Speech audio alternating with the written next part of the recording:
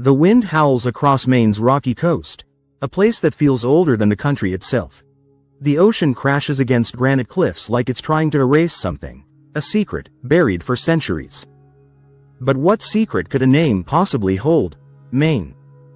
It's one of the simplest state names in America, just 5 letters, plain, solid, forgettable. And yet, no one truly knows where it came from. Some say it means mainland, the practical label used by English sailors to separate the great mass of land from the islands offshore. Others whisper that it carries the echo of French nobility, a tribute to a royal province, or perhaps, to someone who once ruled it. A queen. A lover. A ghost of empire. The deeper you dig, the stranger it becomes. Because in the centuries-old maps and letters left behind by explorers, Maine appears, suddenly, without explanation, as though the name was already known. Already chosen. Already powerful, but who chose it? An English captain with salt on his beard and no poetry in his heart, or a French courtier crossing the Atlantic with the name of his homeland, and his queen, carved into his memory? Every theory seems to make sense. And every theory collapses under its own weight. So we're left with the unsettling question that no one seems able to answer. Is Maine just a word of geography, or a word of devotion? A name that simply describes where, or one that secretly declares who? The coastline offers no clues. The sea has swallowed its witnesses. But if we follow the map back, across centuries of conquest and rivalry, we begin to see shadows taking form.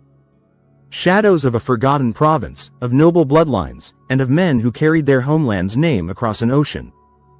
Because before Maine became part of America, it may have been part of something far older, and far more personal, and to uncover that truth, we must first return to a world that no longer exists, to the forgotten frontier. Before it was Maine, this land was wilderness, raw, vast, and unforgiving. The kind of place where maps ended and myths began. Long before any flag was planted or any border was drawn, the coastline was already whispering its own story, a story no empire could fully claim.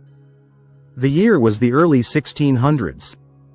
The Atlantic was a merciless frontier, and those who crossed it were either brave or desperate, often both.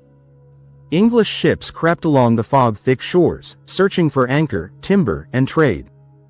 French explorers, too, moved like ghosts through the forests, carving crosses into trees, naming rivers after saints, and vanishing into the mist. No one truly owned this land, not the English, not the French. And certainly not the fragile settlements that rose and fell like breaths along the coast. For decades, Maine, or whatever it was then, existed between worlds, a wilderness caught in a tug of ambition. Each shore settlement was more rumor than reality. A handful of men, armed with muskets and prayer, surrounded by forests that watched them more than they watched it. Supplies ran out, winters came hard. Villages disappeared. And yet, maps kept being drawn, and on some of them, the word Maine began to appear, uninvited, unexplained. Was it a careless English note marking the Maine land? Or something carried here, across oceans, by explorers who had no right to forget their home? That uncertainty, that name without a source, became the only constant in a land defined by impermanence. By the mid-1600s, Maine was a prize fought over in silence. England claimed dominion, France claimed legacy, and both left their language, their blood, and their ghosts in the soil. The frontier became a chessboard played on by kings who would never set foot here. And still, the name endured, unclaimed, unexplained, immovable. It lingered on every map, as if it refused to vanish, as if the land itself insisted on the word Maine. But the maps tell only half the story. To uncover where that name truly came from, we must look beyond the fog, across the ocean, and back into the heart of France, where a very different Maine once reigned. Across the Atlantic, far from the rocky shores of America, there once was another Maine, a quiet province in northwestern France. Rolling hills, stone castles, and rivers winding through the ancient region of Anjou and Normandy. This was Le Maine, a place of nobility, lineage, and loyalty. And for those who carried France's flag across the sea, its name meant far more than geography, it meant home. In the early 1600s, when French explorers like Samuel de Champlain charted the coasts of North America, they weren't just mapping land, they were planting identity. Every river and inlet received a name that connected it back to France. Acadia, St. Croix, Mont's Deserts. The naming was deliberate, emotional, a way of carrying civilization into the unknown. So when the name Maine began appearing on early charts, it wasn't a random choice, it was a signature. Some historians believe it was a tribute to the province of Maine itself, the homeland of several French nobles tied to the colonial ventures of that era. Among them were families close to the crown, men of title and influence, who financed voyages to claim new territories for France. For them, naming a piece of the New World after their ancestral home was both pride and proclamation, a way to mark the frontier with the scent of aristocracy. But there's another, more tantalizing theory, one that moves beyond geography and into the corridors of power. Some whisper that Maine was named not for a place, but for a woman. Specifically, for Queen Anne of Austria, wife of King Louis XIII and mother of the Sun King, Louis XIV. Her family's heritage was tied to the province of Maine, and French explorers of the period were fiercely loyal to their queen. A tribute across the ocean, hidden within a map, would not have been out of place. If true, that would mean Maine's name carries not just royal echoes, but devotion itself, a secret homage sailing silently through time. And yet, across the sea, another empire was watching. One that saw names not as poetry, but as possession. Because while the French left their marks in ink and legend, the English came with deeds and definitions, ready to rewrite everything. While the French saw meaning in memory, the English saw meaning in order. To them, names were not for romance, they were for record. And when English settlers began to seize the northeastern coast, they looked at the name Maine not as an enigma to be cherished, but as a word to be explained away. According to English maritime tradition, the Maine simply meant the mainland, the solid stretch of earth separated from the islands. To sailors, it was common language, the Maine versus the Isles. When colonial officers later recorded Maine in official documents, they may have believed they were describing geography, not history. In their view, it was never a tribute to France, never a queen's name whispered across the waves. It was just practical. But practicality is rarely innocent. Because with every English map that labeled this region, Maine, a quiet act of erasure began. The elegant French flourishes, la Maine, were stripped away, replaced by the blunt, utilitarian English form. What had once possibly symbolized nobility was now reduced to navigational shorthand. Some even suggest that the English were aware of the French connection, and deliberately overrode it. A way to assert dominance not just through land and arms, but through language itself. To rename is to own. To redefine is to conquer. And the English, more than anyone, understood that the power to define is the power to disappear history. By the mid-1600s, English charters referred to the province of Maine as if the term had always been theirs. Yet, strangely, even among the English colonists, the origin of the name remained uncertain. No royal decree christened it. No official record explained it. It simply appeared, inherited, adapted, but never born anew. And that is where the contradiction deepens. If the English believed Maine merely meant mainland, why did it appear capitalized, treated as a proper name, even before the territory was formally claimed? Why did no similar naming pattern exist elsewhere? No province of Mainland, no colony of Maine. Somewhere, between translation and ambition, something was lost, or hidden. And that missing link, that silence in the archives, is where the real mystery begins. Because when both empires tell their stories, it's the missing evidence that speaks the loudest. The mystery of Maine's name should have been solved centuries ago. After all, the French kept meticulous records, and the English documented everything, charters, land grants, and ship manifests down to the last nail. Yet when historians began tracing the paper trail of Maine's identity, they found something startling. There wasn't one. No official declaration, no royal order, no explorer's journal clearly stating why the land was called Maine. It simply appears. One moment, early maps show the coastline unnamed or labeled with native designations. The next, the word Maine sits there, bold, confident, as if it had always belonged. but no one can agree on who first wrote it down. Some of the earliest surviving English records mention the province of Maine in the 1620s, yet provide no origin. Earlier French maps, drawn decades before, contain references to La Maine, but again, with no explanation. Was it borrowed? Copied? Or was there a deeper, unspoken connection between both? Historians have searched archives in Paris, London, and even Vatican repositories, chasing the missing link, a signature, a royal note, a logbook from a voyage that might reveal the truth. But the trail ends abruptly, like pages ripped from history. Fires consumed some of the earliest French colonial records, wars scattered others. Even in England, many of the early colonial papers concerning northern New England were lost during the chaos of civil conflict. So what remains are fragments, the shadow of evidence without its source. It's as if someone wanted the truth to vanish, or perhaps, as if it was never meant to be written down. That absence has become its own presence, an echo that invites speculation, obsession, even myth.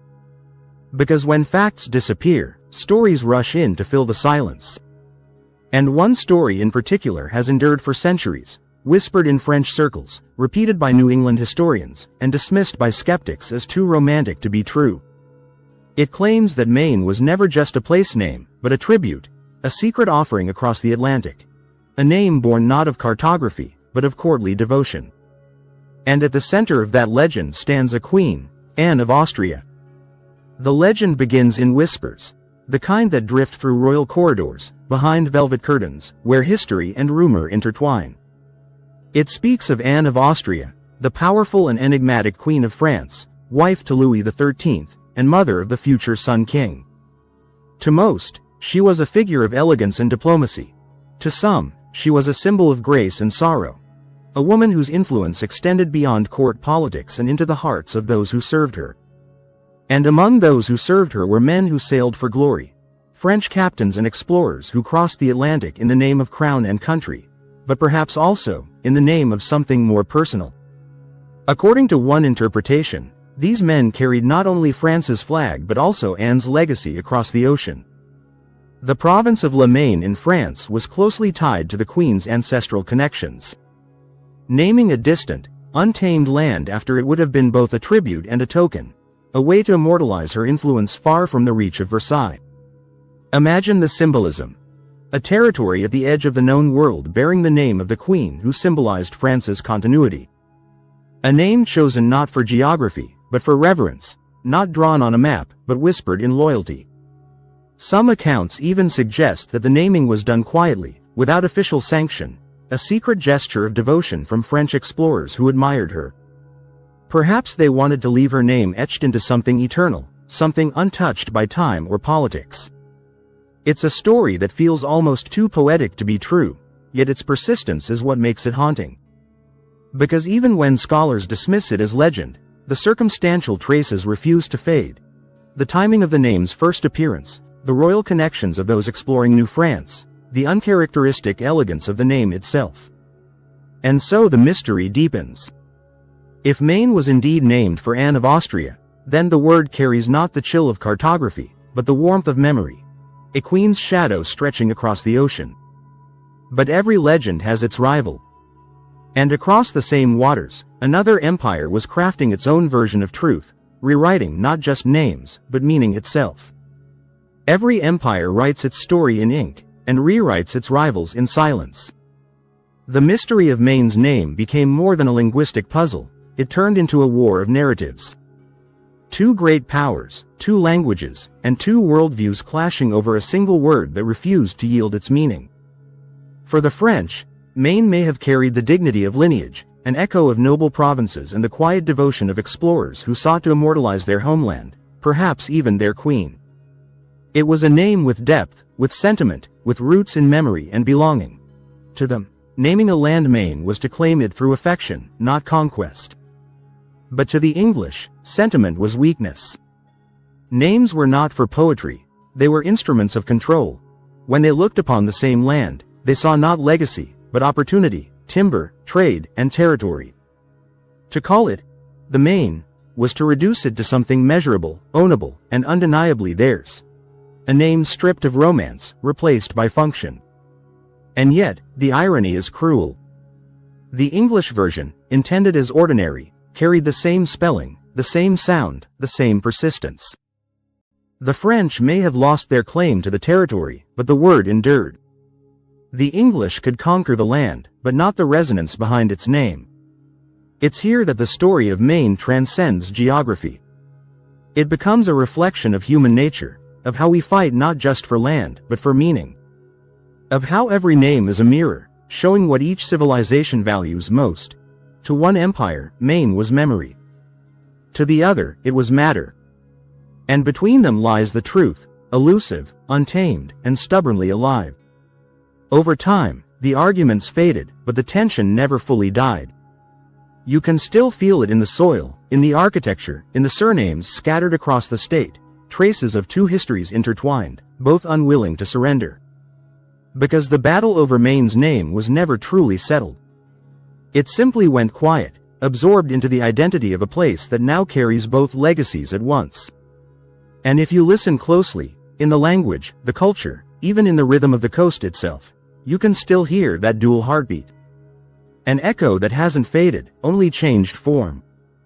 Centuries have passed since the rival flags of France and England vanished from Maine's horizon. The cannons fell silent, the colonies became states, and the wilderness turned to highways and harbors. Yet somehow, the mystery of its name has never truly disappeared. It lingers, quiet, steady, woven into the soul of the state itself. Today, Maine stands as a place of paradox. Rugged yet graceful. Harsh yet hauntingly beautiful. Its lighthouses and fishing towns carry a kind of melancholic poetry, the same that once filled the journals of explorers who first mapped its jagged shores. You can almost feel the fingerprints of both empires here, the precision of the English and the passion of the French, two spirits still shaping a single land. In towns like Costini and Madawaska, the French legacy still hums faintly in the air, in surnames, in Catholic steeples, in the rhythm of certain words that never left. Drive north and you'll find communities where the French language survives in local dialects, stubbornly resisting erasure. And yet, the practicality of the English still defines the landscape, in the structure of government, the pragmatism of industry, the plainspoken pride of those who call this state home. Maine, a word born from uncertainty, has become the anchor of identity for over 1 million people. They say it with conviction now, even though its meaning remains unresolved. In every license plate, every welcome sign, every weather report, the name stands like a monument to both truth and ambiguity. It's strange to think that a word once caught between two worlds has become so solid, so real. But perhaps that's the quiet genius of history, its ability to turn mystery into belonging. Maine's name no longer divides, it unites. It doesn't belong to France or to England anymore. It belongs to the land itself, to the waves that never stop arriving, to the pine forests that never stop whispering. Still, the question endures, softly, like a tide that refuses to rest. Was Maine named by a conqueror or by a dreamer? The answer, it seems, lies not in the archives but in what the name has come to mean: strength, endurance, and an identity carved by both memory and myth. And perhaps that is the final twist of the story. The name that began as a question has become its own answer. Here at the edge of our journey, we stand on the shoreline of truth. The foaming waves lapping at our feet, the horizon stretching out beyond sight. We've traced the name Maine through frontier maps, royal whispers, colonial rivalries, and cultural echoes. And still, the origin remains elusive. To recap, was the name born from the rugged pragmatism of English sailors, marking the mainland as distinct from the scattered islands? Or was it crafted in hushed devotion by French explorers, honoring a province and perhaps a queen, across an ocean of longing? No single document resolves the question. No definitive charter boldly proclaims, "This land shall be called Maine because of." The evidence dissolves into shadows, and the legends swell to fill the gaps. So what are we left with? A map that names the territory, but not the heart behind it. A name that feels ancient and modern at once. A word that anchors a people, yet still ripples with mystery. Perhaps that's the answer. Not a verdict, but a perception. That Maine succeeds because it allows both stories to live side by side. The English claim and the French tribute, the conqueror and the dreamer. The practicality and the poetry. It doesn't matter which origin is correct, because the name has transformed. It has absorbed the wilderness and the coast. It has carried the logs and the lighthouses. It has borne the laughter of fishermen, the hush of forests, the endurance of a people who call this place home. Wherever its origin, its destination is real. In this way, Maine becomes a mirror, reflecting those who named it, those who lived in it, and those who still believe in its legacy. We accept here that some stories don't end with certainty, but their power lies in the search itself. So we draw our breath, look out across the waves, and lean into the ambiguity. The missing document, the vanished decree, the whispered name across centuries. It reminds us of what history is, not always tidy, often unresolved, but always alive. And as we move forward from this chapter, we carry that tension with us. We carry the question, because unanswered questions aren't failures, they're invitations. So here we stand, at the end of the trail and the beginning of something deeper. The mystery of Maine's name remains unresolved, suspended between fact and fable, language and loyalty. Yet, maybe that's exactly how it was meant to be.